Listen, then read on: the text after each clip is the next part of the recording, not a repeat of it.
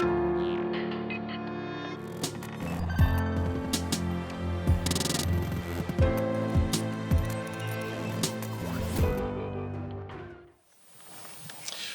tout le monde. Moi, je m'appelle Michael. Good morning, everyone. My name is Michael Century, just like the 100 years, and I'm going to give this presentation in English. But I would like to thank you for inviting me and hosting me here today. So, hello everyone on the internet as well. The frenzied height of the dot-com boom, I was asked by a major American philanthropy, the Rockefeller Foundation, to prepare a framework for how to think through the problems and opportunities of digital culture. The foundation was looking to go beyond the market hype of the early internet, the techno-utopianism of the Californian ideology, the enthusiasms around, as well as skepticism from the traditional art world toward new media art, and the neoliberal embrace of digital arts themselves as an instrumental input to industrial multimedia. They, the Rockefeller Foundation, wanted also to bring together the separate concerns of both arts and cultural policy on one hand, and science and technology policy on the other hand. This was in 1999. As the commissioner, the foundation saw that the opportunity in the digital transformation was different from that of the 60s and 70s, when it had helped to seed the growth of new genres of art, video and electronic music. It was this aimed for intersection of two typically distinct policy perspectives that motivated my report in 1999, Pathways to Innovation in Digital Culture.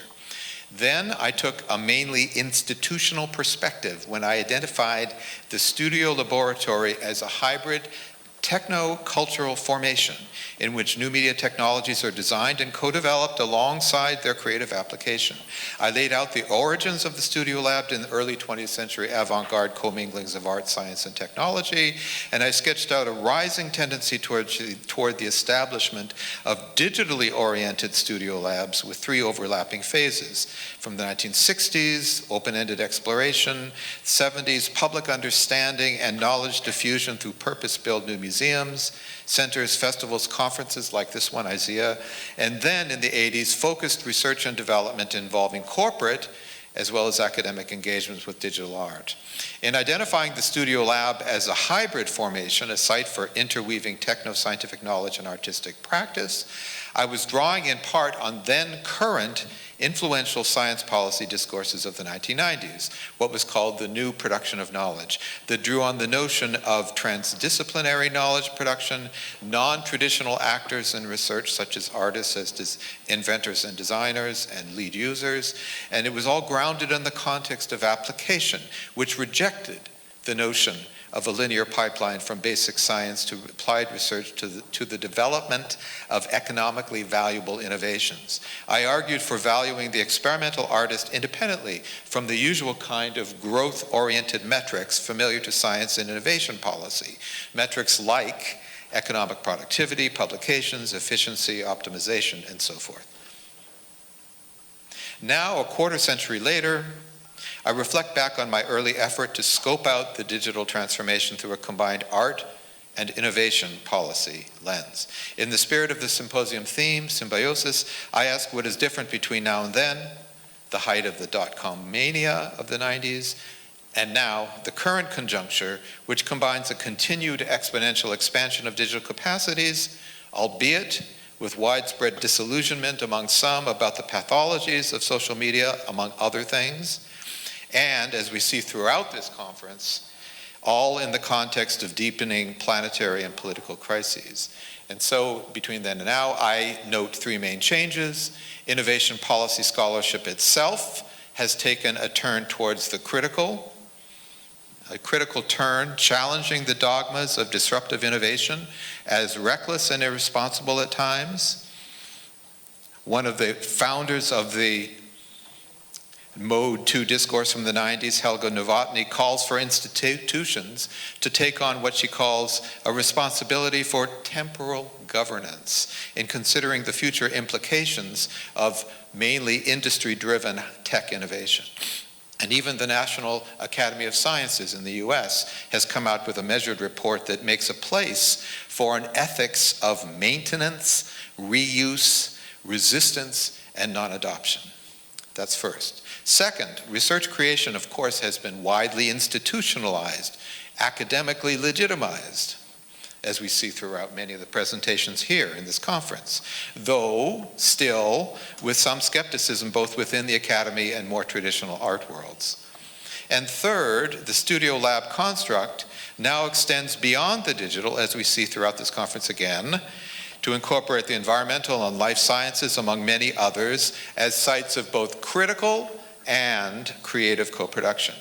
As a musician, sound artist, composer myself, I like very much the way of thinking that I heard on Tuesday about composition of the de-hierarchized ecologies of knowledge.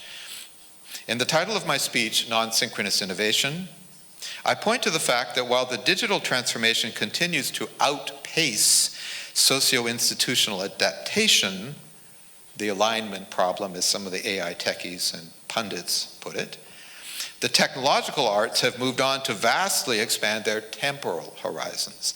Timescapes of artistic research and creation now embrace the residual as much as the emergent. Techno-diversities against digital solutionism. Sympoietic rather than linear models of innovation. Non-synchronization is the term I've coined to combine the instantaneous temporalities of the digital with the overlaid time scales and rhythms of distant pasts and speculative futures. It's a term I propose to decenter the hegemony of the digital itself. But non-synchronous innovation is hardly unique to the current moment, and as my recent book, Northern Sparks, reveals in its account of innovation, technology policy, and the arts in Canada from Expo 67 to the internet age. I'm a musician and sound artist, as I said, but for the past 2 decades, also an academic. But I also have considerable experience in government work. I come to this policy-oriented vocation after working through the 1980s at the Banff Centre in Western Canada. In those years, a kind of aspiring art utopia in the Canadian Rocky Mountains. I was one of the protagonists at Banff for the rising engagement with art and technology. So by then, digital media was beginning to be discernible not just as an experimental art phenomenon, but for some policymakers, it was seen as a relevant, even a critical and strategic part of the new economy. I've spoken about information highways, the speculative bubble of 3 decades ago.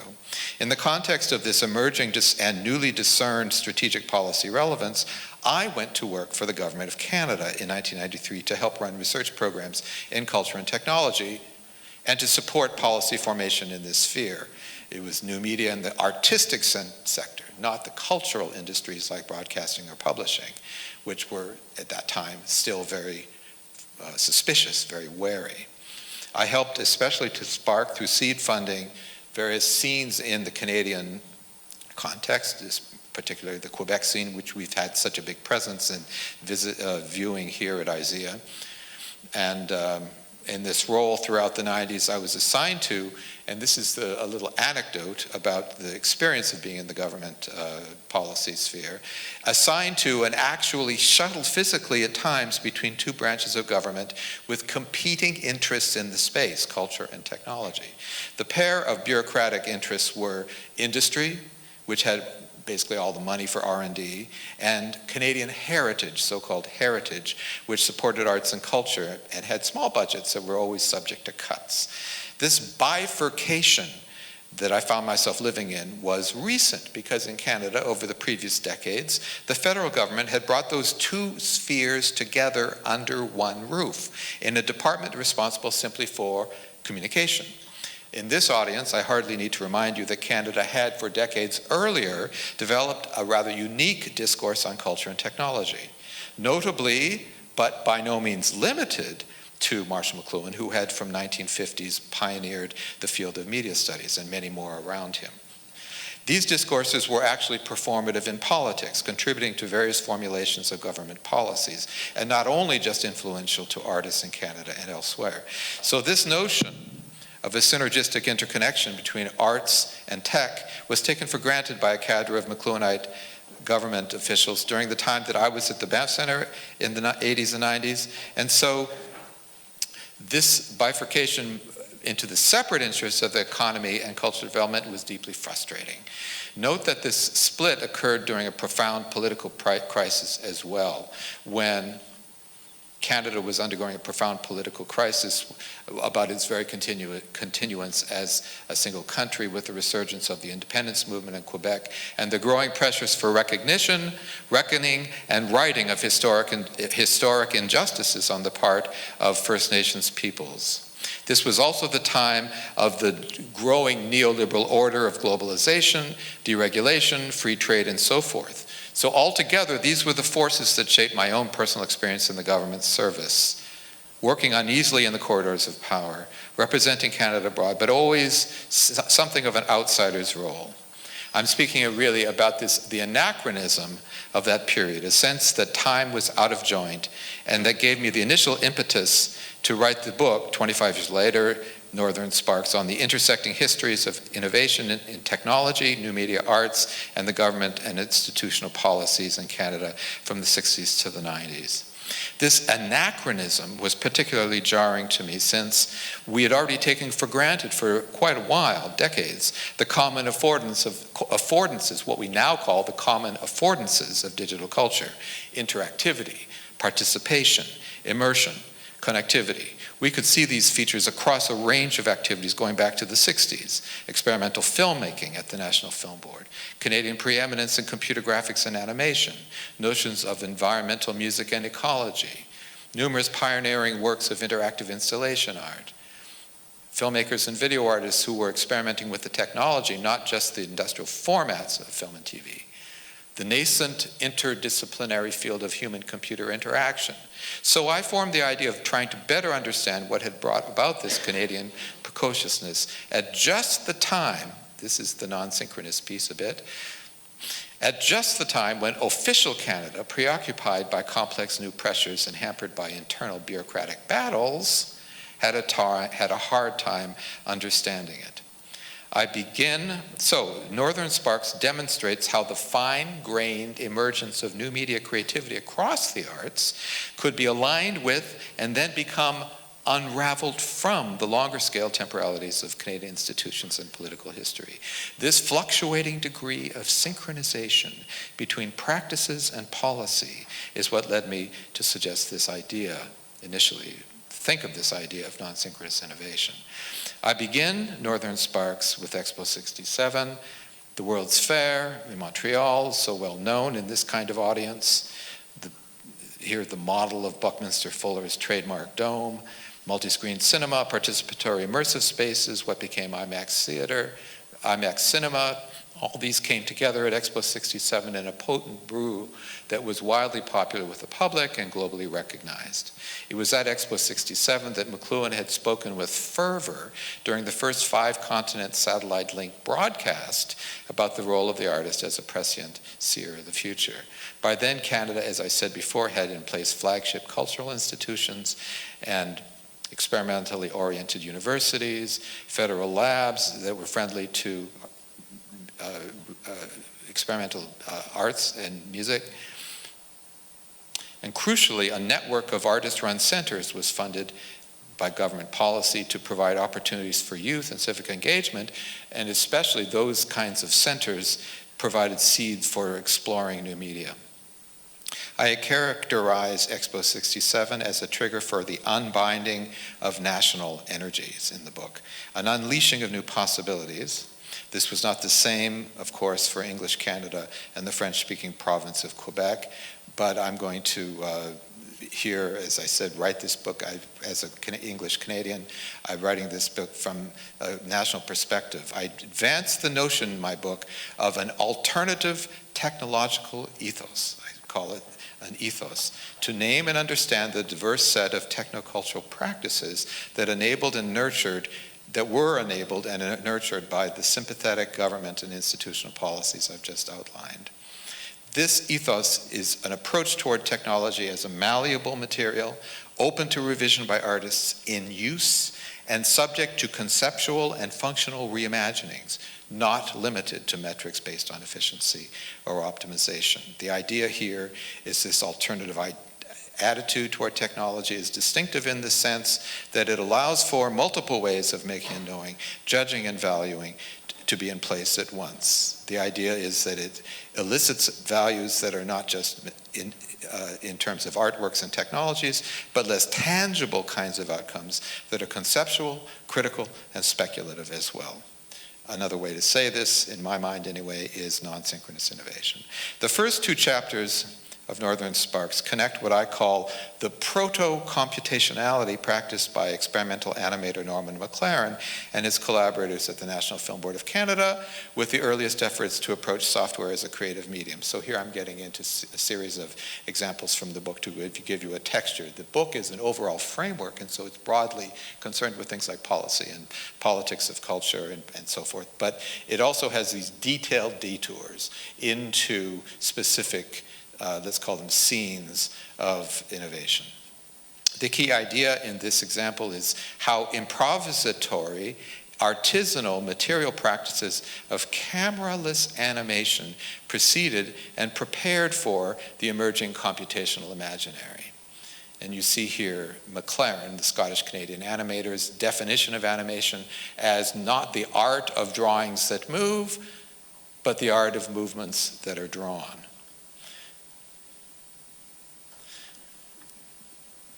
McLuhan's own precepts, his own principles of animation, were to emphasize immediacy, intimacy, generative limitations, and improvisation and production. This idea of making animations without a camera, direct animation, familiar to many of you, but you can see how it's carried out in the film here. And McLuhan elaborated on these precepts as keeping at a minimum the technical mechanism standing between the conception and the finished work, making the very limitations, in this case cameraless animation, the growing point for new visual poetic ideas, improvisation in production, making sure of a chance to make things up at the moment of shooting and drawing. Keep in mind this was also at the time when the National Film Board itself had was openly contemptuous of the hierarchical Hollywood Disney style of industrial animation. Here is McLuhan collaborating with Evelyn Lambert, and I formulate and talk about in the book throughout this chapter, but also in later chapters, of the idea of the instrumental bricoleur, the tinkerer who works with whatever is at hand, making each new work a unique combination of concept, material, and technique. And these are just some visual examples of a more expressionistic style of cameraless animation. And I see here that the video has frozen. No, it hasn't frozen. Here we are.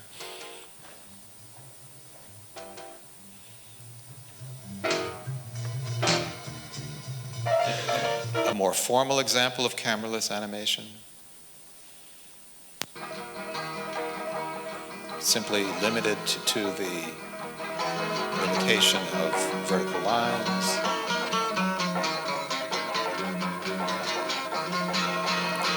And another formal example where the vertical lines are crossed with horizontal lines in a piece called Mosaic by McLuhan and Lambert in 1965.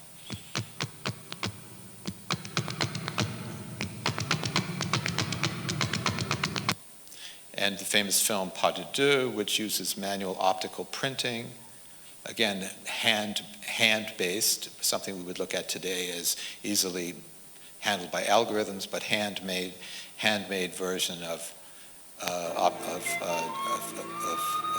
trailing compositing, which would have been done at the time, was done using a laborious optical compositing method. Less known is the fact that McLuhan himself experimented with the computer directly. And you see him here doing a computer test film. McLuhan had a big influence that I talked about in my book on the emerging electrical engineering community, not just in Canada. And the inspiration had a lot to do with the spirit of his direct cameraless animation and so forth, the approach that I've just summarized towards the computer. And I'm afraid that this video doesn't work, but you would have seen a very playful computer film by McLuhan in 1967. Now, all of this caught the attention of the National Research Council, the Conseil National de Recherche du Canada, which is the biggest national lab in the country. And I'm showing you this tinkerer in the lab. Oddly enough, from the 1940s on, the National Research Council supported this physicist named Hugh Lacane to develop live electronic music instruments. Notice these were synthesizers, very different from the sort of more heavy, the non-real-time studio-based electronic music that was going on in many other places. And Lacane devised these early synthesizers from the 1940s and 50s on. So it was in this culture that scientists at the National Research Council of Canada formulated a new project in machine-computer interaction from the 1960s on to understand how computers could make a meaningful contribution to creative work in film animation and music composition. The National Film Board started to experiment with this system, which allowed for drawing and making linear interpolations, very simple forms of interpolation here between letters. This caught the attention of the National Film Board, and now we come back to the Film Board's use of this early computer animation system, keeping in mind the context that I provided to you concerning the approach taken by Norman McLaren and his colleagues. When the National Film Board experimented with the system, it was first based on this prototype film, this kind of research production that preceded moving forward into making a full-blown production by the Hungarian-French animator Pierre Faudez. When the NFB, the National Film Board, experimented with the system, they brought in Faudez, a freelance animator, who had worked with other types of electronic processing systems, especially in the United States, but he saw that the Canadian system was different because it emphasized hand drawing. L'ordinateur américain a des yeux et l'ordinateur canadien une main. And the result of this collaboration was this film called Hunger, La Faim, a film with narrative content that depended on metamorphosis, inspired next generation of computer specialists in Canada towards creative goals. This is a little bit of the feeling, which is a very eerie, kind of strange feeling of animated, figurative animation produced through this collaboration. When the film was produced, it won prize at Cannes. It was nominated for an Oscar in Hollywood. It was one of the first recognized computer films in this way. It was formative, as I said, for the growth of the Canadian animation industry. And then it was transferred, the system was transferred from the laboratory, the National Research Council in Ottawa, to the National Film Board. But it was a very poor technology transfer. And so when it arrived in Montreal at the National Film Board, it was hardly usable. When it did arrive, it became the subject of a training period where people began to develop ways of working with it. But I just want to show you one of the experimental films that came out of that early period, which was not figurative, in fact, but a flicker film by René Jaudoin, an abstract flicker film that used interpolation, but not as it was initially designed, geometrically, not figuratively. Out of this learning process of transferring the technology from the laboratory to the studio, you had new types of expertise grow. This is Daniel Langlois, who founded Softimage, creating a model of 1986 of a 3D character, and the computer led to these kinds of positive outcomes, but non-synchronously, if you will. It also led to a kind of resistance. And the resistance is what I want to talk about because this is less understood.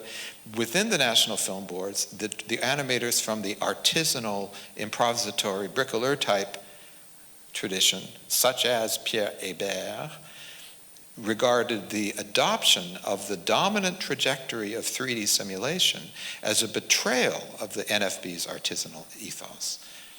thinking that it would lead to a mystification or a certain ideology of the digital that attempted to validate reality only by simulating it. Hébert elaborated on his critique of the culture of simulation in a set of essays published in the late 1990s, in which, with some resignation at seeing the flourishing direct animation tradition replaced by what he saw as skilled manipulators of powerful simulation engines, Hébert insisted on the need to disconnect what he called la pensée technologique, the technological thinking of McLuhan, from any notion of linear technical progress and of instrumental rationality. To summarize, in innovation policy terms, we had complementary institutions, a kind of early research creation in the 1960s and 70s, where you had a national laboratory with a work culture that was friendly to experimentation in the arts, collaborating with a national institution for film production with a strong research, creative research vocation, as I said, typified by the work of McLuhan. These were institutional collaborators with intersecting but non-identical research agendas. So that's the first example I'm going to touch on. The next is about Canada's expanded musicality. When I say expanded musicality, I'm going to emphasize the role of the growth, the conception and growth of what is now a well-defined field, acoustic ecology. And I'm going to analyze acoustic ecology as a complex area of creative research and production. Skipping something in the interest of time.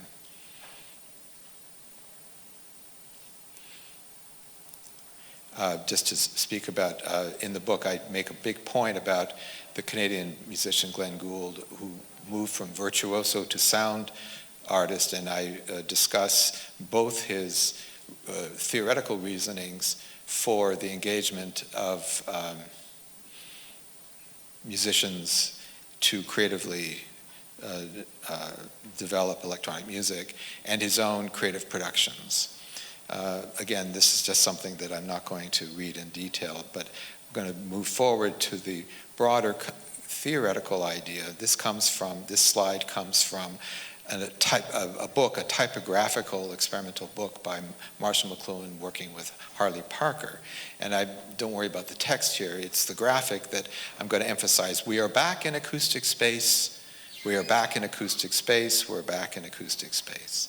In prior scholarship on Canadian music and communication covering this period, an emphasis has been placed on the hypothesis of a return going backwards from the modern era to an older paradigm of primarily auditory awareness. This goes back to, these ideas were formulated in the group around McLuhan, a psychologist named Williams, who had been the first to give a specific account of acoustic space in terms similar to those that we're so familiar with today, because it's become so germinal.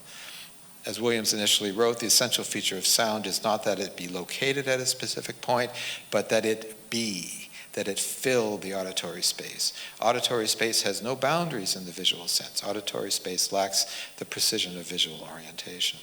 And so it's within this broader context, these intellectual themes, that I want to say that within Canada, the concept of acoustic space and the implications of reconfiguring research and creative priorities around sound was taken up with particular energy and creativity. And here I'm going to emphasize the work of the composer Schaeffer, R. Murray Schaeffer, on the world soundscape, which began in British Columbia in the World Soundscape Project. Schaeffer was a composer who conceived of the ideas around music as a kind of environmental approach, not that far from what John Cage had been doing, and others are in other continents. But he took this idea in a constructive, quasi-scientific direction when he coined the term soundscape and the idea of acoustic ecology or sonic design of the natural and built environment. It devolves on us, Schaeffer wrote, to invent a subject which we may call acoustic design, an interdiscipline in which musicians, acousticians, psychologists, and sociologists would come together to study the world soundscape together in order to make intelligent recommendations for its improvement. And now here I just want to say, in the asynchronous innovation sense, that the book had this pre-modern cosmology about it as well. This drawing, this famous, beautiful drawing from the alchemist and late Renaissance thinker Robert Fludd of the tuning of the world, indicating this older Pythagorean idea of the music of the spheres. But in fact, what they were doing looked more like this, where you see the capturing of a soundscape for 24 hours, where you can see frogs and birds and bells and cows and aircraft and so forth, all being captured together. And it's this kind of data gathering that was informing the creative actions, the creative productions, that might have looked at something like this with Schaeffer's environmental opera, a ritual that occurred at dawn by a mountain lake with characters in canoes and boats, musicians and singers on the shore, and with the natural phenomena choreographed and composed to join the performance: the sun, the birds, the mountains, the reverb and the echo, and all of this together. I should point out that Schaeffer's use of indigenous myths has been subject to a justified critique, and I want to make sure that this is also touched on by critics who point to Schaeffer representing an essentialized worldview out of touch with Canadian society. This is a way of looking back of what Schaeffer was doing 30, 40, and 50 years later. Collaborators of Schaeffer included Truax, Barry Truax, who was an early developer of granular synthesis that was performed in real time, and Hildegard Westerkamp, a collaborator on the World Soundscape Project, combining field recordings with electronic synthesis and developing ideas of the sound walk, the idea of a kind of movement through the world as an auditory experience. Altogether, these ideas around expanded musicality occupy the 5th chapter of the book. Now, in order to, I'm not going to play you sound examples in interest of time. I'm going to turn to the chapter that discusses networking. I emphasize the affordances of digital culture as participation and connectivity. Well, it's a very interesting point of the book that there were 2 phases of cultural networking.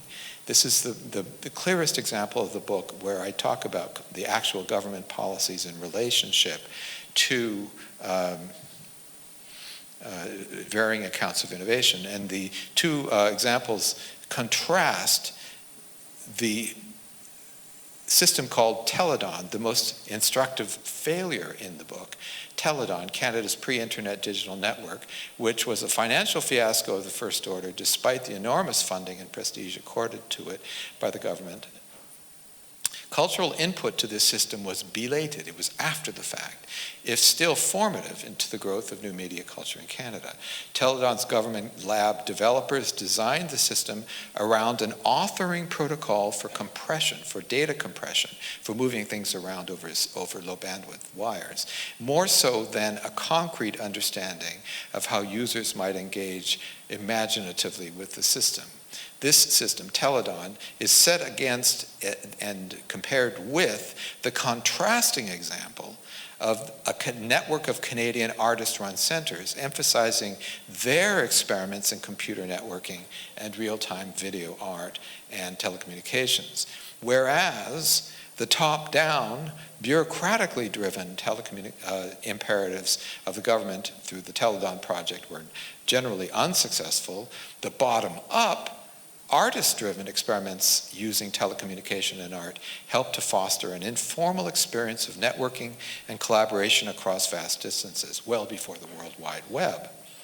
So in this chapter, I talk about slow-scan TV, multi-site telepresence performances, use of video conferencing technology, and a set of communication art projects to show how Canadian artists were in the vanguard of as institutional instigators of networking as a new expressive medium. This is the Teledon system, which, as I say, did not have public uptake, but was but was kind of appropriated by artists in a belated way with images such as this. I want to say that the Artist Center Interaxis in Toronto has undertaken a project to find and restore many of the images of artists playing with the Teledon system. And this is coming out in this year. Interaxis at Toronto, revisiting Teledon art. In my last example, before I go on to a more general discussion and conclusion, I'm just going to talk about VR and virtual reality, which was contested as a new art form. The idea of VR, virtual reality, so much in the news today, whether it be standalone or networked, as a cultural probe, the approach that was taken in Canada, which I had something to do with at the Banff Centre of the Arts. This was VR 1.0. Some of you will not have been born and remember this first wave of VR, 1988, 89, 90. And it was in that spirit that we at the Banff Centre, this is a look at the campus of the Banff Centre, which itself was a bit of a mythological place to look at it, which formulated a concept of, formulated a 3-year investigation of virtual reality in a structure that looked like this. We called it Art and Virtual Environments, a multi-year research program. Sorry. I'm messing up with the controller.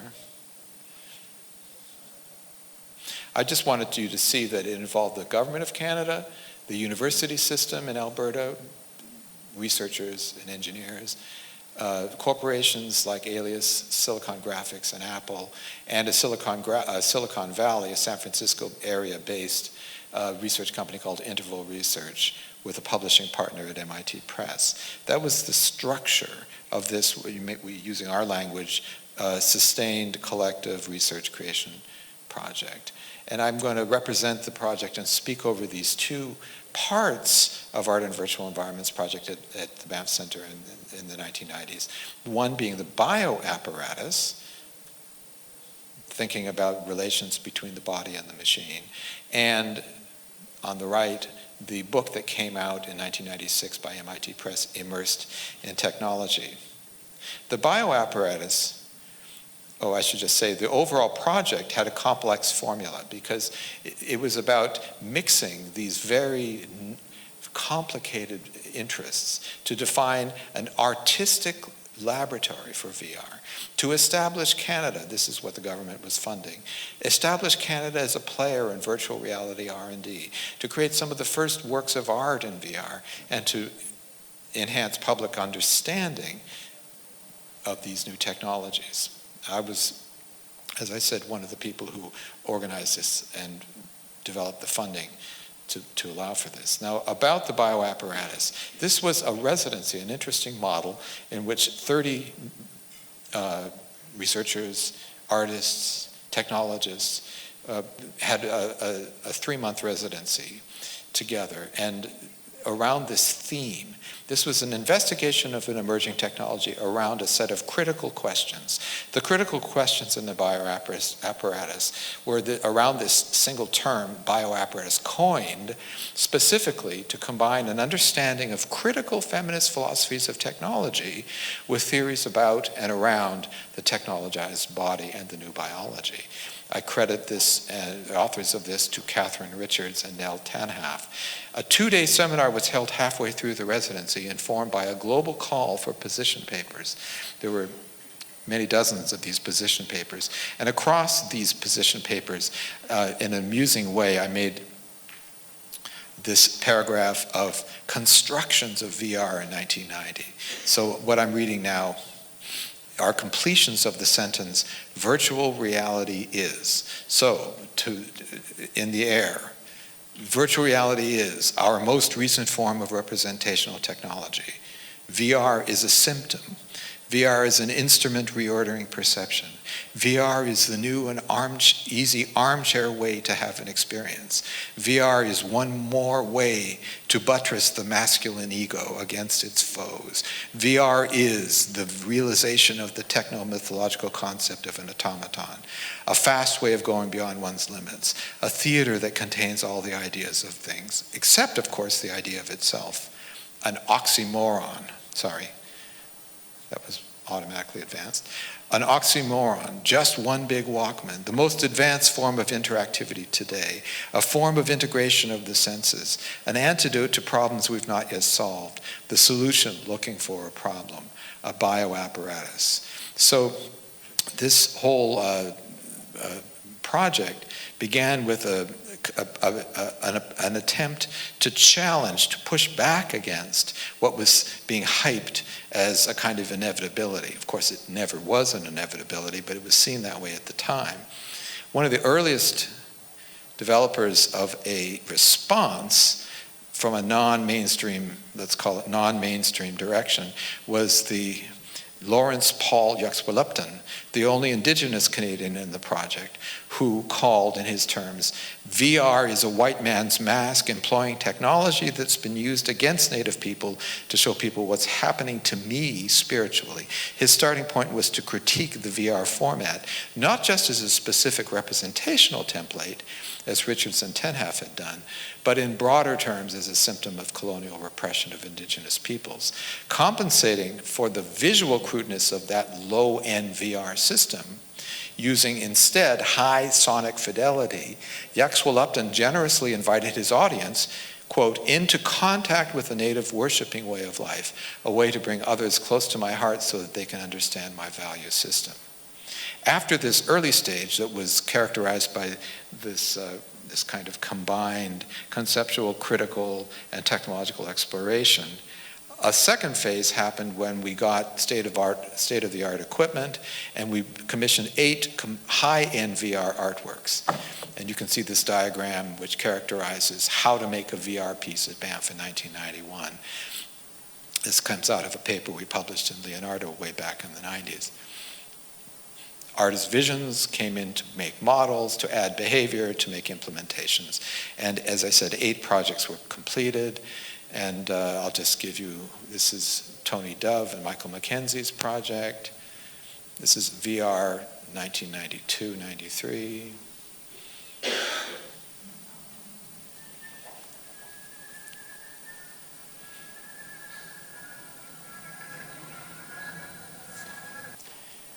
Brenda Laurel and Rachel Strickland, who made a 2-person system with totemic character designs in which individuals would take on the visual and sonic properties of the avatar that they assumed.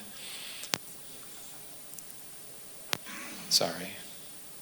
An interface devised based on a 19th century, kind of old technology, to control a late 20th century method of navigating in 3D by Michael Neymark, who was one of the people working on the project, coming from San Francisco's interval research. And finally, something that will be very familiar to this audience because it was so prominent in the history of virtual reality art, Osmos by Shar Davies, which was not a product of the Banff project, but was built by the Banff technical team when it was brought to Montreal.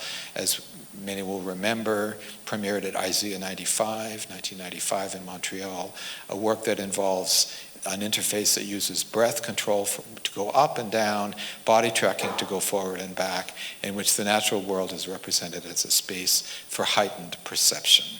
So altogether, and briefly to summarize this whole project from the Banff Center, it was a complex formula. It happened in the first phase of VR. VR then lost its allure as a cybercultural mythos, while Canadian policy priorities turned elsewhere. Banff Center's effort to align an anticipatory critique of a new technological imaginary with the innovative interests of government funders, academic researchers, and business firms registers now as indicative of the difficulties of harnessing such a disparate and sometimes even antagonistic set of energies. My book ends in 1990, so after that, I don't go into detail, and you may wonder why it does not go to the present. Well, there was enough to do just those early periods. And to say something about what came after, as we know, many in this conference directly involved with the establishment of research and creation, first in Quebec and then across Canada, the thriving digital scenes for creativity, Quebec being well represented, but others as well, the prominence of Canadian media artists globally and their distinction as individual artists, not needed to list all of those in this roster. And I'm now going to come back to the initial theme of the talk, and I'm going to say that I have to end this partly in the interest of time, but also to make sure there's chance for interchange with you. I'm going to end this talk in a more open-ended way, suggesting that the idea of non-synchronous innovation is a way to think about and guide research and creation. The 4 examples I gave were just from a specific period, but as I previously the Canadian examples, as I previously mentioned, Helga Novotny, the science and technology policy scholar and administrator, has written that our institutions have a woefully underdeveloped capacity for, quote, temporal governance.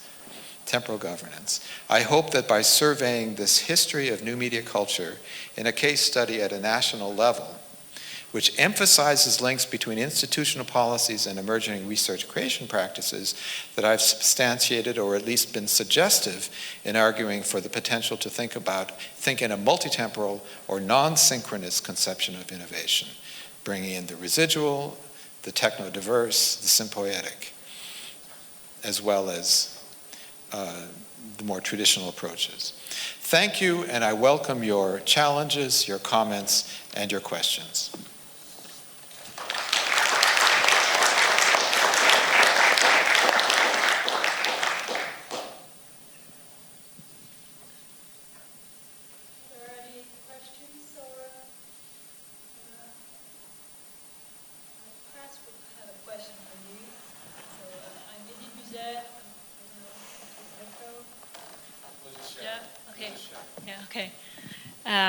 I'm Edith Buzer. I'm a Deputy Director for Research at ENSAD Lab, which is the research laboratory at ENSAD, member of the University Paris Sciences et Lettres. And so we're in France, we're developing a lot of initiatives in research creation in a university campus, a very interdisciplinary university campus as Paris Sciences et Lettres, and we created this pioneer PhD program, which is SACRE, Sciences, Arts, Création, Recherche. And I was wondering, in your institution, in Rensselaer Polytechnic Institute, how was challenging to create the art department, the research centers you created, and what are the issues, difficulties you encountered, and what is the future of this art department in this institution? Because I know it's very difficult sometimes to develop such research creation programs in such an institution, very more linked to science, experimental sciences. Thank you. Just to give a bit of context, thank you for that question, Edith. Where I work in the United States, Rensselaer Polytechnic Institute is one of the older polytechs in Polytechnic. It was actually named for the Polytechnic here in France, and is really an engineering school. I work in a small art department. And in fact, it was not difficult to establish graduate degrees in research and creation in the arts department. What's difficult is to actually make them transdisciplinary, to actually engage with the engineers and the scientists. We do not have the kind of co-supervision. We do not have the kind of, let's say, bureaucratically easy forms of bringing together laboratory research led by engineers with research and creation types of projects led by artists. So in a sense, we don't solve the problem. We just live in a separate world, and they leave us alone. And I sorry to say, it is not any more evolved than that in our situation. Thank you. I see 4 hands in the upper seats of the hall.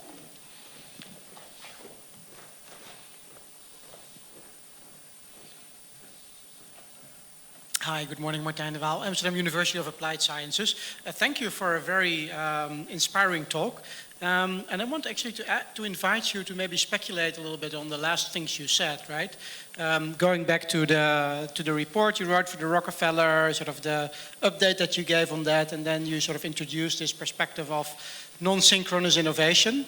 So if there were sort of policymakers from the Dutch or the French government who would sort of build new policies right now, what would you advise them? You know, what could this non-synchronous innovation perspective look like in the current era? Do you have any ideas about that? I was afraid you would ask me that. That's so difficult. Because I think that the priorities of the world now are so intense. And so to think in terms of open-ended experimental production like it was happening in Canada back 40 years ago, it seems like mission-driven priorities are so powerful. Solving the climate crisis, solving the difficulties of social adaptation of technologies. So those would seem to be very heavy pressures, and I don't know exactly how to be practical in my reply to your question. What I would say is that in a conceptual level, the idea of non-synchronous is meant to say that the evident priorities of development, especially when we're talking about information technology, should be countered by perspectives that are diverse culturally, diverse historically, that bring historical perspectives as well as more speculative approaches. A more concrete design for this is difficult for me to say right now, but I'd be interested to know how you react when I put the idea forward. Are you involved with policymaking yourself? Not directly, but as a researcher and also part of some advisory boards of cultural institutions, there is a constant dialogue between the work what we do and sort of the funding organizations around that. So we have these conversations, quite often. But maybe we can discuss that later on. We can maybe discuss that, separately. There were 3 other hands or 2 other hands. Yeah. Thank you very much. Pavlos Antoniadis from the University of Ioannina and IRCAM. That's hugely inspiring for me, and I want to follow up from the previous question. So you're really talking at the level of local BAMF and national policy making, and today we need really to think on the one hand at a very globalized techno-feudal, maybe Cedric Durand characterizes as techno-feudalist, what happens with corporations and globalized neoliberalist institutions sort of situation. And on the other hand, talking as a university teacher, we need to think about policy making and curricula. So I find these ideas terribly inspiring for my university policy making, but I'm struggling to imagine how they could be applied in the current techno-determinist landscape. Can I pick your brain on that? Oh my goodness. Sorry. I'm struggling too. I'm so struggling too.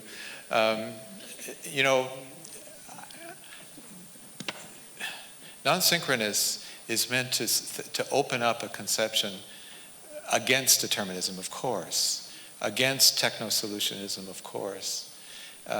What I said to the previous speaker question is that it's very difficult to push back against the crises of our time. Because not push back against, but to do anything except try to be part of these solutions.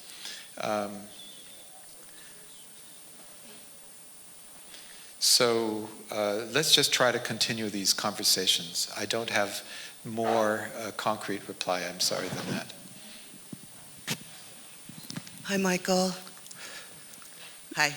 The ultimate question, please. Yeah, it's a quick question. I'm Lisa Moore, and I'm an artist, and I remember the bioapparatus, and I particularly remember and appreciate all the times I've looked back on it, considering the debates between, as you said, the bifurcation of what was going on in Silicon Valley and how artists could take not just the content of VR, but the actual progression of the advancement of the technology itself. You showed Lawrence Paul. There were a lot of feminist debates, as you mentioned. I'm wondering how, and there was a real sense that artists could take the tools in a different direction, right? And I was wondering if you could comment on virtual reality and those sort of utopian ideals about multiplicity, or about the technology, say, let's just keep it simple, and what you see happening in virtual reality today. I know you have a chapter on it that you didn't talk about, but I'd love to hear your comments. Well, hello, Lisa. Thank you for that. And thank you for remembering that period almost 30 years ago. Not much evolution. I see a tendency that a kind of corporatization that's so obvious. I also see the development of an independent scene, just like in cinema. You have the mainstream cinema, you have independent cinema, and so we have independent VR production, obviously, and some of it's very beautiful and some of it's very important. But the efforts that we made back then to influence the kind of core development, we tried to get at that back 30 years ago. And I think that, to use the expression, the horse has already left the stable, in the sense that so much of VR is now determined industrially and in the corporate way, that it's not open in the sense that it was. It's certainly no longer open in the sense that we saw it to be 30 years ago. I'm afraid they're making motions here since it's 10 o'clock. Yes, Michael, it's time. Sorry that. Please see me after. Merci beaucoup.